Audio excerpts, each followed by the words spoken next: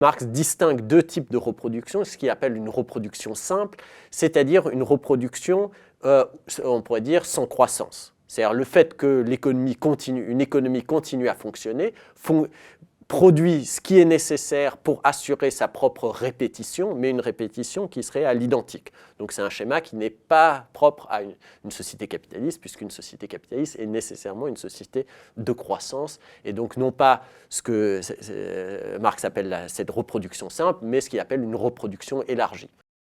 On a utilisé aussi ces schémas pour montrer, pour y déceler la preuve de l'impossibilité d'un développement harmonieux du capitalisme, et donc que le capitalisme serait nécessairement voué à son effondrement, ou bien à s'engager dans des processus d'autodestruction ou de colonisation. C'est par exemple la lecture qu'en propose Rosa Luxembourg, qui analyse les schémas de reproduction en montrant que ce que montre Marx, c'est que une reproduction énergique n'est pas possible dans une économie capitaliste fermée, et que le capitalisme doit sans cesse se projeter dans son extérieur, c'est-à-dire vers le non-capitalisme, en intégrant des éléments non capitalistes et on pourrait dire dans un comportement prédateur. Et c'est là l'origine de l'impérialisme. L'impérialisme, c'est une tentative pour résoudre les contradictions du capital en se projetant sur l'extériorité. Avec l'idée, c'est qu'une fois qu'on a intégré cette extériorité dans le capital, il faut sans cesse en trouver une autre. Ou faire la guerre. Ou faire la guerre, voilà.